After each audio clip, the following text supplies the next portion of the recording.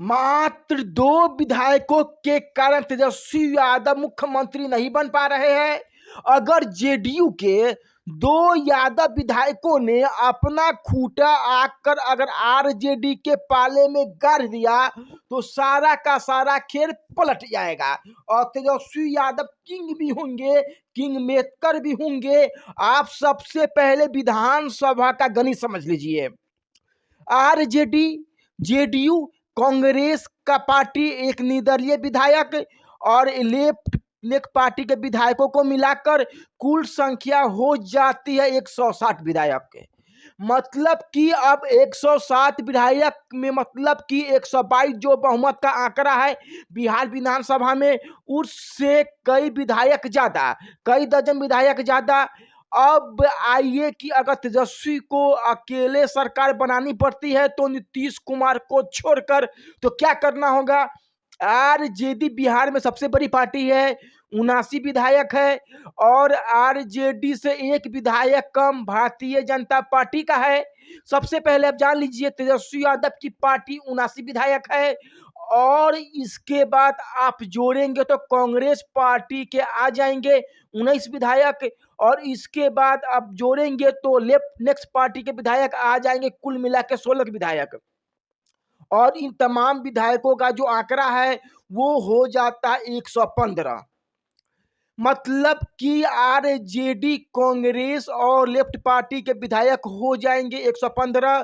Total विधायक कितने चाहिए? 122। एक विधायक ओबीसी पार्टी का मतलब कि हो गया 116 और जीतनराम मांझी की पार्टी वह पार्टी है। अगर आप जीतनराम मांझी को पद देंगे तो जीतनराम मांझी दौड़कर चले आएंगे। मतलब कि उनकी पार्टी के 4 विधायक, तो कुल मिलाकर कितना हो गया? 120 विधायक और चाहिए कितना? 122 विधायक। मतलब कि मात्र 2 विधायकों कम पड़ेंगे। अगर गुना गणित आप लगाएंगे तो आपको पता चल जाएगा कि तेजस्वी यादव को मुख्यमंत्री बनने में अब सबसे ज्यादा चर्चा यह चल रही है कि तेजस्वी यादव को हिम्मत दिखानी होगी तो बीजेपी के विधायकों को तोड़ना जेडीयू के विधायकों को तोड़ने से ज्यादा मुश्किल है मौजूदा परिस्थिति में।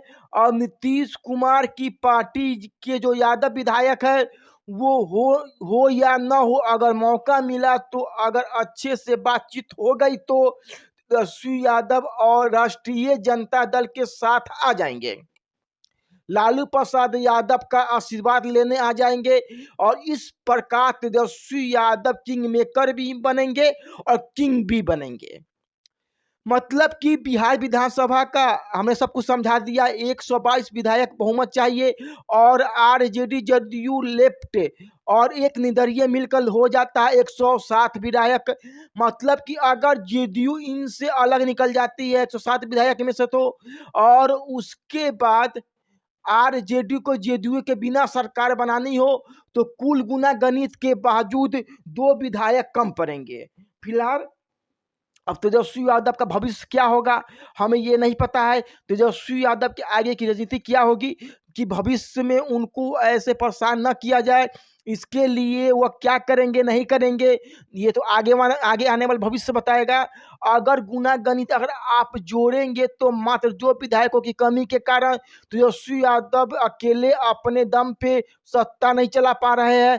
अगर 2 विधायकों को जुगाड़ हो गया तो अगर 2 यादव विधायक जेडीयू से जाति के नाम पर ही सही या किसी भी के भी नाम पे अगर तेजस्वी यादव के पास आ गया तो आप समझिए कि यह अपने आप में एक बहुत बड़ी बात हो जाएगी।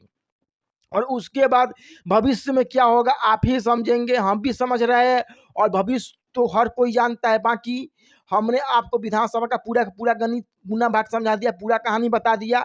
आपकी इस पर क्या राय है हम कमेंट में जाके बता दीजिएगा। अंत में हमारा नाम कुणाल किशोर है, यूट्यूब पर देख रहे थे को सब्सक्राइब कर लीजिएगा और फेसबुक लाइक फॉलो कर लीजिए। हमारे साथ जुड़ने के लिए आप सभी को बहुत बहुत धन्यवाद।